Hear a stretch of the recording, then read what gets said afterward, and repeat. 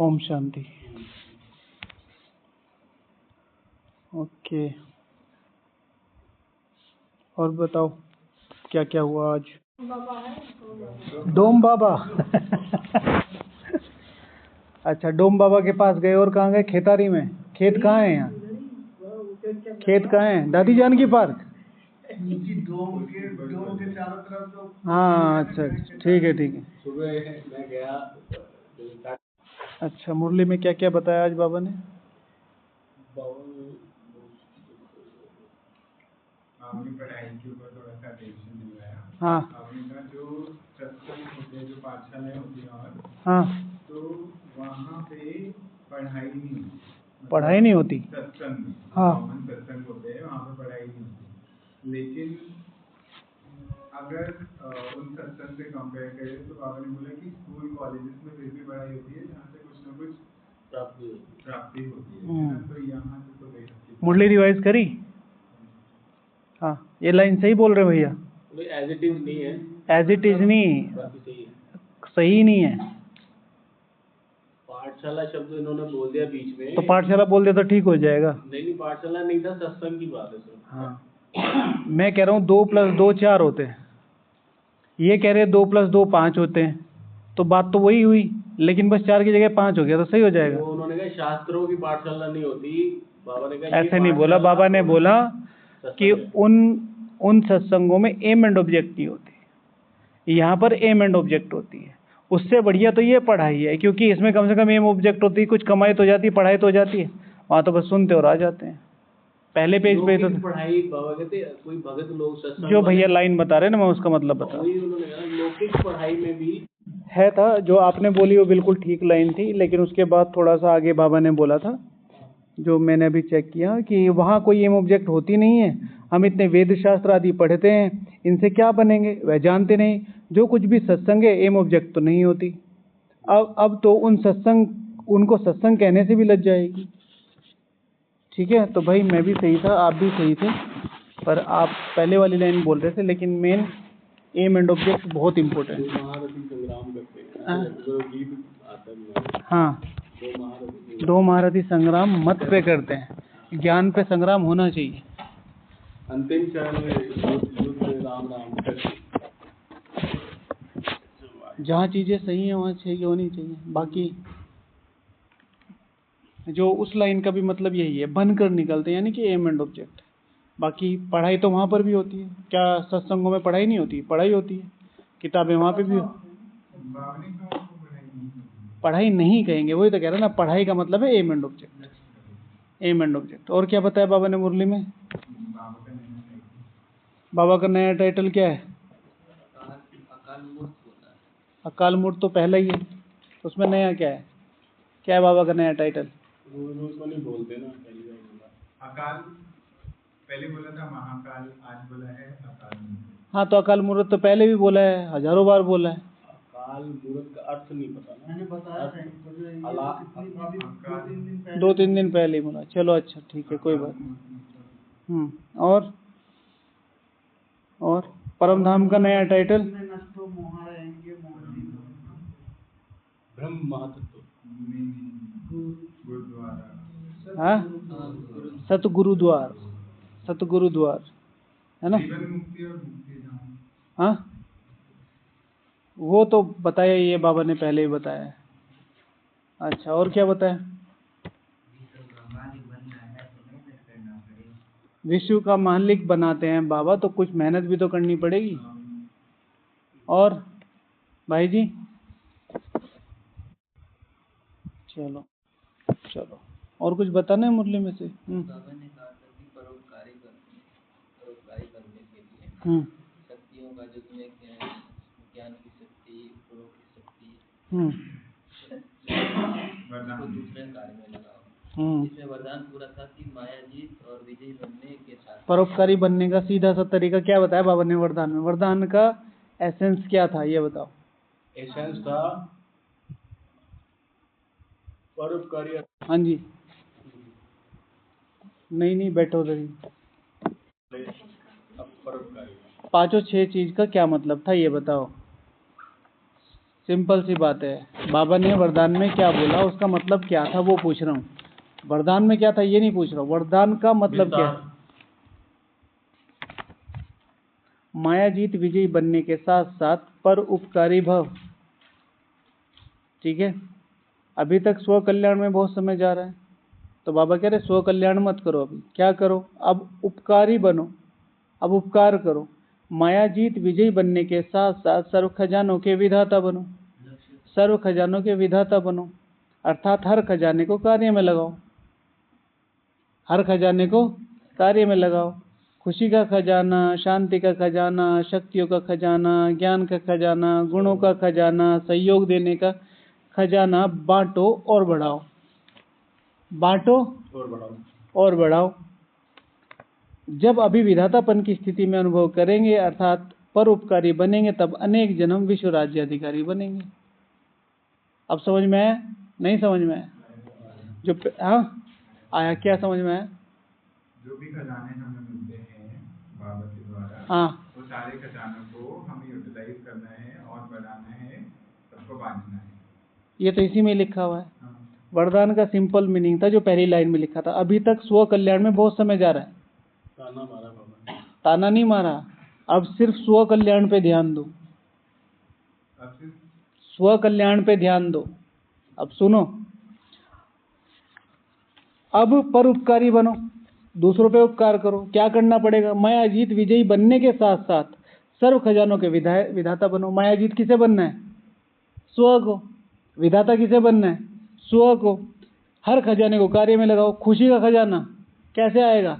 जब स्व कल्याण करोगे। शांति का खजाना कब आएगा? जब स्व कल्याण कर। विधाता कब, शक्तियों का खजाना कब आएगा? जब स्व पर ध्यान होगा। ज्ञान का खजाना, गुणों का खजाना यानी कि स्व पे। परोपकारी कब बनेंगे? भाई पर उपकार करने परोपकार है सबसे बड़ा। अब ये देख, एकदम पाला बदल लेता भाई। यही तो उन्होंने कहा। अभी तो इतनी लंबी लंबी बोल रहे थे आप, अभी एकदम तुरंत चेंज कर लिया।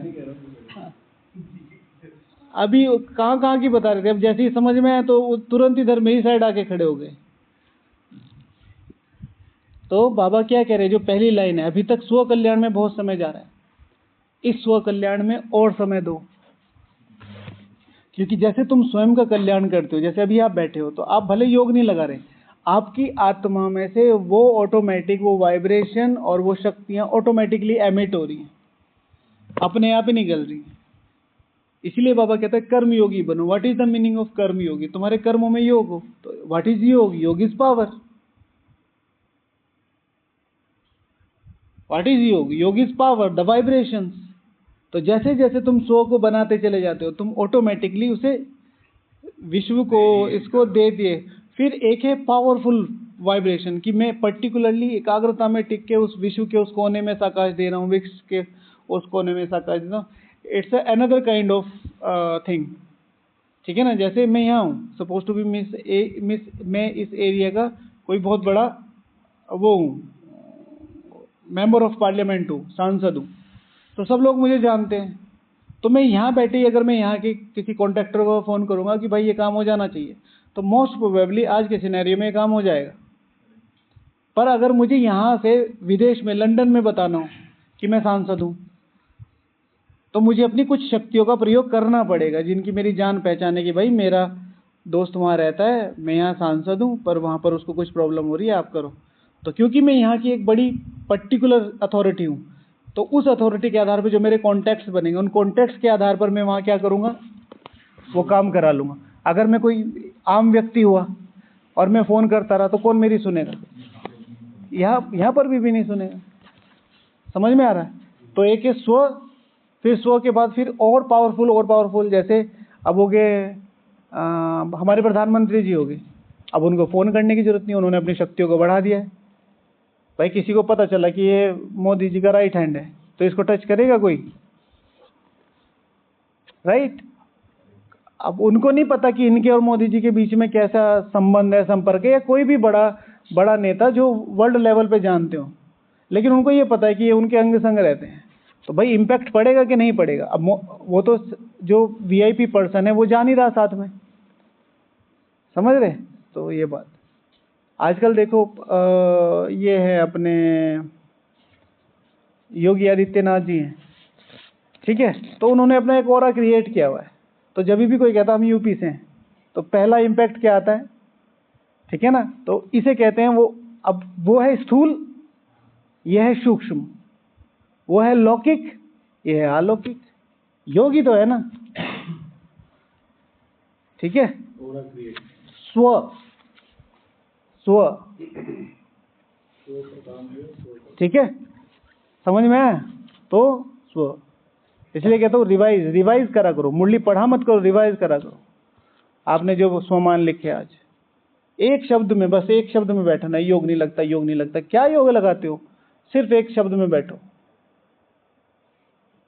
अब फिर देखो उसमें, लेकिन उसमें घुसना पड़ेगा।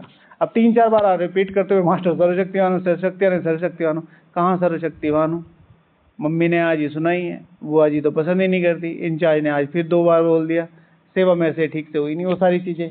मन तो मन है ना, लेकिन किस लेवल पे? आज मैं सोच रहा था कि हम किस लेवल पे काम करते हैं। तो मेरी आत्मा जो है वो मेरे मन, बुद्धि और संस्कार जो है, जो कि मेरे अनादि स्वरूप है, वो मुझे लिमिटलेस बनाते हैं, लिमिटलेस बनाते हैं। अगर आप साइंस समझो ना, साइंस माना जो ये हमारी अलौकिक है, प्राचीन जो विज्ञान है ये हमारा। बाबा बोलते हैं ना, मुझे ये शब्द बहुत सुहाता है, बहुत कम बोलता हूँ इसे, लेकिन विज्ञान है ये, कि तुम अपनी सोच को इतना लिमिटलेस बनाओ और उसमें बैठे रहो, बैठे रहो, बैठे रहो, बैठे रहो।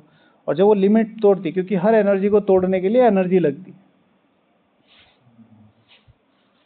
ठीक है। अभी जो मैंने आपको दिया, यहाँ का कोई सपोज टू बी कोई गून है, ठीक है ना, गुंडा है कोई, मेरी जमीन पे कब्जा कर रखा है। मैं कहूँगा भाई जी हमारी जमीन छोड़ दो, नहीं हम नहीं देंगे, है ना। देखिए भाई जी, मेरे जो चाचा जी हैं वो प्रधानमंत्री जी के राइट हैंड है, विशाल भाई जी। तो कह रहे पहले क्यों नहीं बताया यार, छोड़ के चल देगा, राइट। वो लिमिट, ये मेरी आत्मा की सोच है। हुआ तो कुछ भी नहीं उधर, पहचान ही तो चेंज हुई है। मैं स्थूल एग्जाम्पल इसलिए दे रहा हूँ ताकि आपको क्लियर हो जाए। आपकी आत्मा में क्या है, सपोज टू भी आप इस एरिया के बहुत बड़े बाहुबली हो, पहचान ही तो चेंज होती है। अब वो कोई पर्टिकुलर थोड़ा ही आगे कह रहा कि मैं तो ये छोड़ूंगा नहीं, ये करूंगा, लेकिन उसको एनर्जी का पता है कि अगर वो अपनी पे आ गया तो फिर वो क्या करेगा। इसी तरीके से मैं सोल हूं, मेरे अनादि संस्कार क्या है, संपूर्ण पावनता के। अब उस सीट पे ही जाके बैठो, बाबा आपके इधर ही बैठना है। तो बाबा कह रहे भाई ब्रह्मा मम्मा भी नीचे बैठे हैं, उधर कोई बैठ जाओ, नहीं आपकी गोद में बैठना है। अब वो जीत होगी तो उसमें रिपेल तो करेगी, एनर्जी रिपेल करेगी। फिर एकदम से संकल्प आएंगे, इतने दिन से तुम मधुबन में हो, क्या कर रहे हो, हाँ समर्पित भी कर रहे हैं तुम्हें, बाबा खिला भी रहा है, योग तुम्हारा लग नहीं रहा, फिर कुछ व्यर्थ, बहुत सारी चीजें आती हैं।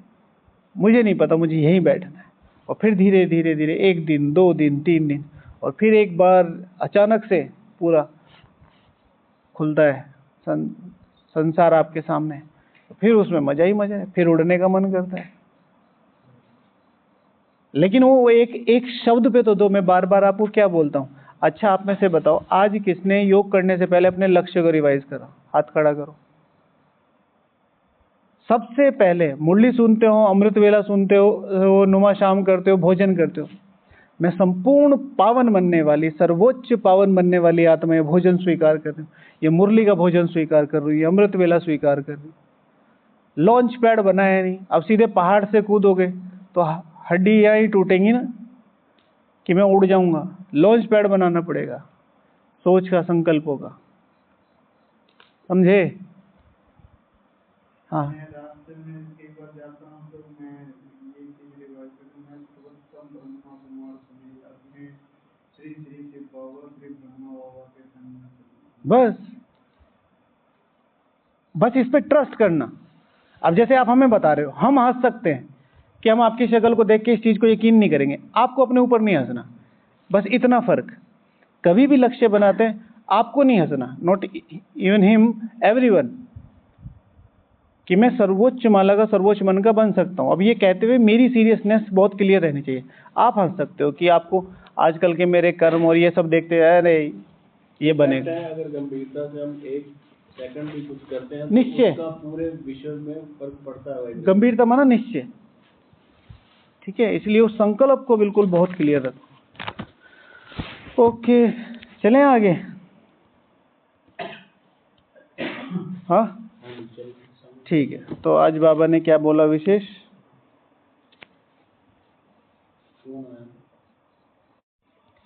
सो त्रिमूर्ति शिव भगवान वाच, बाप आते ही हैं ले जाने के लिए, तो हमें तो खुशी से अपने घर जाएंगे। सो बाप के संग खुशी खुशी से अपने घर जाने का क्या पुरुषार्थ है? अगर पिताजी के साथ खुशी खुशी घर जाना है तो क्या करना पड़ेगा, बताओ, क्या पुरुषार्थ है? घर जाना है, अब घर जाना है। हम अपने राजधानी में जाते हैं वाया शांति धाम। ठीक है, खुशी खुशी से जाने का पुरुषार्थ है कि घर की प्राप्तियों का पता हो। अगर बाप के साथ खुशी खुशी जाना है तो ये भी पता हो कि हमें घर, बहुत सारे लोगों को अपना घर पसंद थोड़ा ही आता है। खासतौर से बचपन में हर एक बच्चा क्या चाहता है कि बस जल्दी से कॉलेज आए और मैं यहाँ से निकल जाऊँ। और कॉलेज जाते ही फिर उसकी जो रेल बनती है, और फिर क्या करता है, जल्दी से छुट्टी पड़े मैं घर जाऊँ। सारी उम्र वो घर के लिए तरसता है। फिर हाँ, जॉब लगती है, कितनी बड़ी जॉब लग जाए, कहीं पर भी लग जाए, आप मन सेटल कर लेंगे, लेकिन जो घर वाली फीलिंग होती है ना, वो बात अलग है। फिर मधुबन की बात अलग है, मधुबन बिल्कुल अलग है। मधुबन बिल्कुल, हमारी कॉलेज से छुट्टी होती थी, जिस दिन छुट्टी होती थी उसी दिन शाम को निकलना होता, सारा का सारा बैच। आप नौकरी का एक्सपीरियंस बताओ, नौकरी में कैसे आपको भगवान याद रहता था? मेरे को भगवान नौकरी में तो आएगा ही आएगा। नौकरी तो ऐसी लगती थी धर्मराज की सजाएं। वहाँ तो सारा दिन भाई 11-11 घंटे बैठ के योग किया मैंने ऑफिस में, कोई होता नहीं था। और स्पेशली वो उस तरीके की चीज़ें होती थी वहाँ, जो भी पॉलिटिक्स का हो, चीज़ें हो। मैं तो खैर बाबा ने बहुत संभाल के रखा, मेरे साथ सब लगभग ठीक ही थे। तो अपना ऑफिस में रहता था, सब लोग सुबह चले जाते थे। मेरा शुरू में इनिशियल लेवल काम फ्लोर पे था, बाहर भी जाना पड़ता था, लेकिन पूरा दिन मस्त जाता था योग में। सुबह भी सेंटर, शाम को भी सेंटर, है ना। तो घर की वैल्यू पता हो, जितना घर की वैल्यू पता होगी उतना मज़ा आएगा।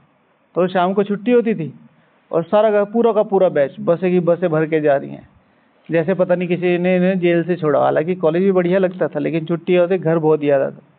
इसी तरीके से जॉब में होता था। जॉब में छुट्टी हुई और वहाँ से घर पाता, बाइक उठाई, सीधे घर रात को ही। तो घर की वैल्यू पता हो ना, कि भाई अभी 3-4 दिन भाई दिल्ली में था, फिर बाइक बैग भरा और सीधा घर। नहीं कि भाई अभी 1 हफ्ते के कपड़े धुलवाएंगी मम्मी। तो मेरे जैसे होते जिनका घर ही नहीं होता। नहीं, ऐसा नहीं होता। जो घर in the sense feelings, it's not about कि वो सारी चीज़ें। तो घर में कितनी प्राप्ति है हमें देखो। सारे योग हम कर लेते हैं, साकाश वाला योग हम कर लेते हैं, प्रकृति वाला योग कर लेते हैं, प्रकृति को साकार, आत्माओं को साकार, मधुबन को साकार। जब बात आती है परम धाम की, तब यूँ कि वो बहुत मुश्किल लगता है। जबकि सबसे आसान, सबसे बढ़िया और सबसे मस्त योग कौन सा है? परम धाम वाला। मतलब हाँ, और फीलिंग, वहाँ की फीलिंग, जो पहली बार आप बाबा पहाड़ी गए थे और वहाँ से जब नीचे का नज़ारा दिख रहा था, और स्पेशली शाम के टाइम, या और उससे भी स्पेशली कोई बारिश के टाइम में गया हो, तो हाँ, तो फिर वो मतलब उसकी 0.1% फीलिंग है उसकी, वो जो उधर बैठ के होता है परम धाम में। लेकिन वो फिर धीरे धीरे आता है। कभी कभी गांधियों ने जो 14 साल भट्टी की, उसमें कितने घंटे उनकी बुद्धि परम धाम टिकी रहती है। अच्छा तो बहुत लगता है, लेकिन ऐसा नहीं कह सकते, लेकिन हाँ ये तो था, तपस्या का लेवल तो था, जाहिर सी बात है। अच्छा, तो घर की वैल्यू पता हो तो बाप के साथ जो चलेंगे तो कैसे चलेंगे, अगर घर की वैल्यू पता हो। और सर्व संबंधों से जीरो बैलेंस कर, सर्व संबंध बाप से जोड़ के। सर्व संबंधों वाली बात आती है, बाप के साथ चल सकेंगे तब जब सर्व संबंध बाप के हों। और पुण्य का खाता भरपूर हो। पुण्य का खाता भरपूर हो। और पुण्य की डेफिनेशन क्या है? पुण्य की डेफिनेशन बताओ। चलो 1 मिनट बाबा को याद कर। साधारण भी होते हैं। पुण्य की डेफिनेशन क्या होती है? व्हाट इज पुण्य? सारा दिन तो पुण्य। सामने वाले को भी मिले। हाँ, अच्छा, आपकी जेब में कितने रुपए है? हाँ, 6,000 सारे मुझे दे दो, मुझे तभी सुख मिलेगा।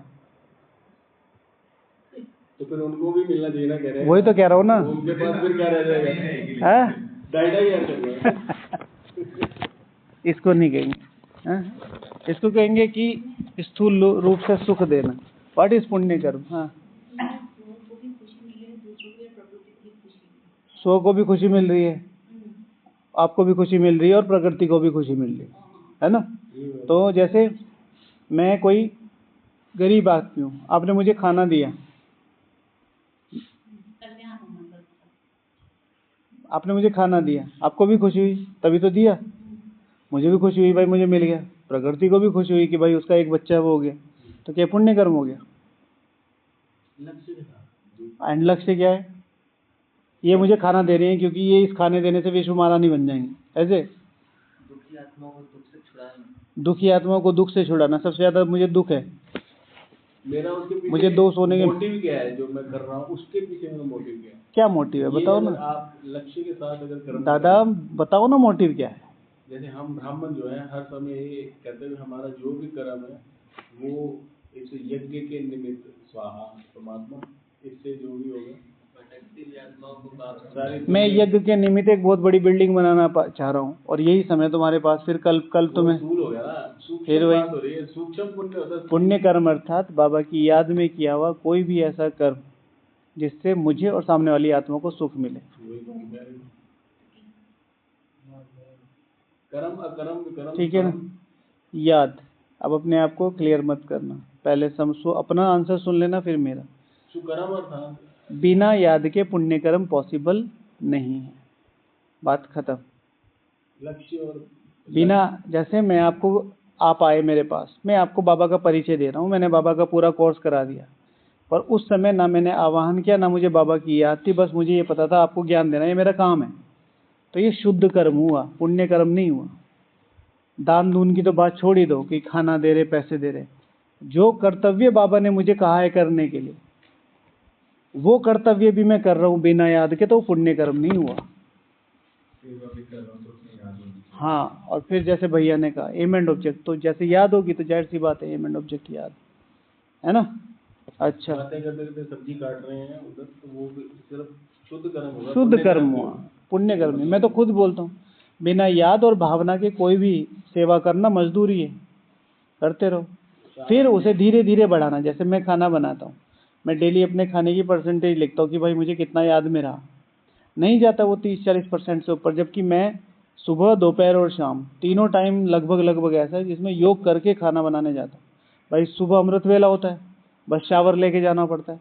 दोपहर को सुबह मुरली रिवीजन क्लास होती है, उसके बाद आधा घंटा योग होता है। उस आधा घंटा योग करने के बाद भी 15-20 मिनट योग करने के बाद भी सिर्फ चेंज करके किचन में आके 15 मिनट योग करते हैं, तब भी तो ताकत चाहिए उसके लिए, और वो धीरे धीरे हो गई। जैसे पहले से बढ़ा है, पहले 20-30% था, 2 साल तक ऐसा रहा, फिर 30-35-40-50 धीरे धीरे हो रहा है। बीच में होता है बहुत अच्छा होता है, ऐसा लगता है जैसे योग में ही थे कभी कभार। अच्छा, और बाप के साथ खुशी खुशी जाने के लिए बाप से अटूट निश्चय हैं? और प्यार रखना, बाप से अटूट निश्चय और प्यार करना भी बोला तो है, सर्व संबंध, वो अलग संघ का संभाल करना, संघ की संभाल करना। के संग में रह के हाँ, रहेंगे तो हमें खुशी होगी कि हाँ अभी हम यहाँ से याद करें, फिर हम और कुछ मन बुद्धि और संकल्पों को शांत और स्थिर करके। कोई ऐसा पॉइंट बोलो जो पहले कभी नहीं सुना। सर्व संबंध, पुण्य कर्म, मन बुद्धि संस्कार। अच्छा, वो लेके लाता हूँ बोले नहीं देते आप। मैं क्या कोई नया लाया हूँ। अच्छा बताओ।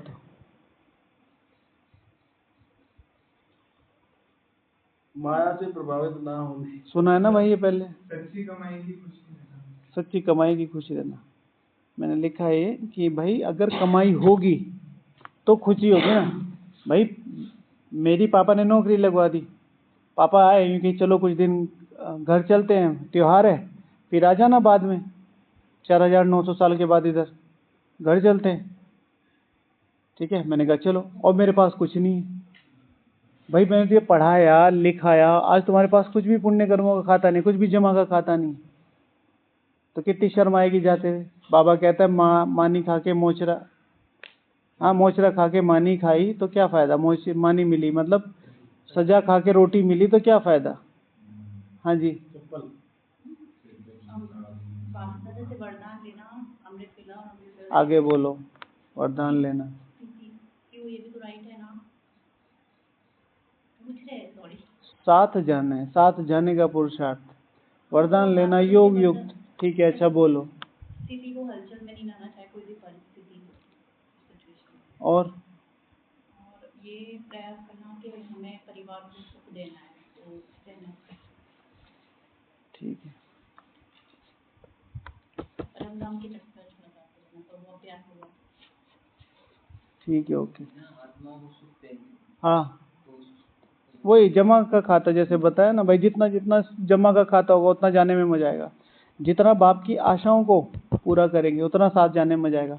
बाप के साथ कंधा मिला के, कंधे से कंधा मिला के जाने में मजा आएगा।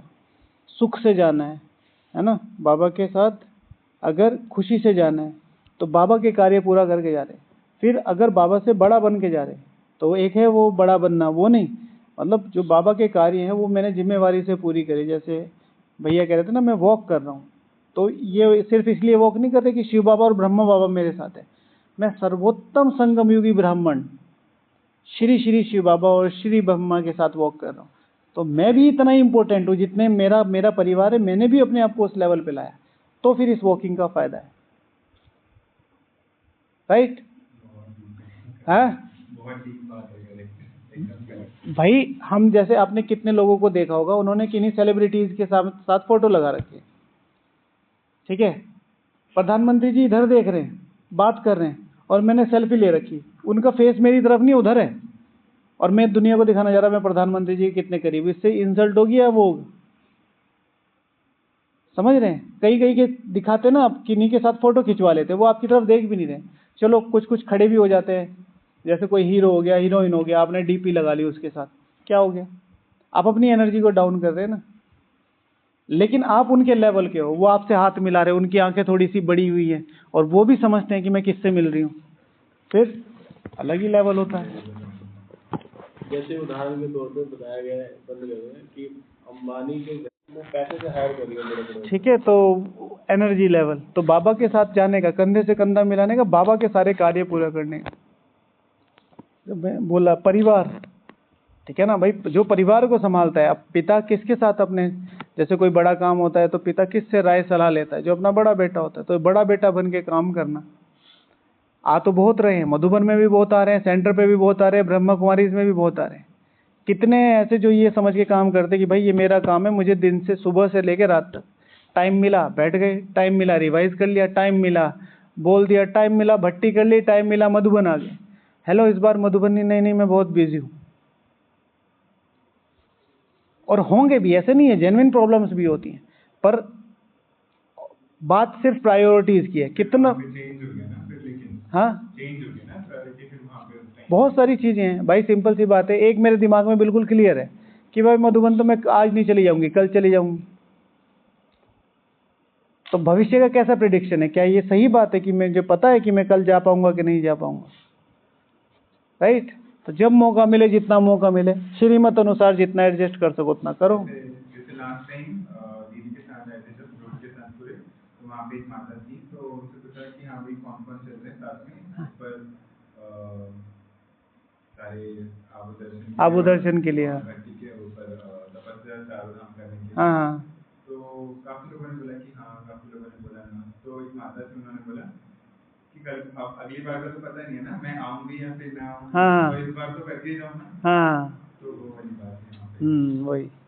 तो जब भी मौका लगे चार धाम तो करने ही चाहिए, वो बहुत ज्यादा जरूरी। देव दीदी के बारे में भी अच्छा, तो ऊपर नहीं ना आई तो मैंने तेरी टांग से खींच के बुलाया। चलो हाँ ठीक है, बाबा को थैंक यू बोलते हैं। ओम शांति। ओके ठीक है दीपक भैया, आप कल जा रहे हैं ना? ठीक है। ये थी अभी कल का। राहुल भैया कल जा रहे हैं? ठीक है, जल्दी आइएगा, है ना। अपना ध्यान रखिए। सेंटर पे जाते हैं ना, सेंटर पे डेली 15 मिनट का शेड्यूल बनाइए आप। शेड्यूल बना के 15 मिनट में सारे दिन का शेड्यूल बाबा को देना और एक लेटर लिख देना कि ये चीज़ें चल रही हैं, कैसे करनी है बस वो बता दो, आप मत करो। I am capable to do anything, just be with मी।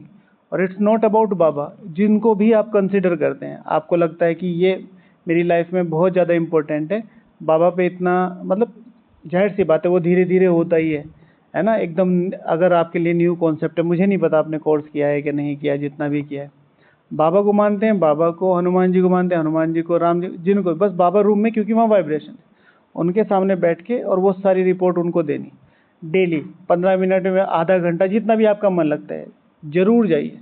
आपको 10-10, 15-15 दिन में लगेगा। फिर कुछ सजेशन लेना आपको ठीक लगे तो प्लीज़ फ़ोन कीजिएगा, है ना। चलो बाबा को थैंक यू बोलते हैं। ओम शांति।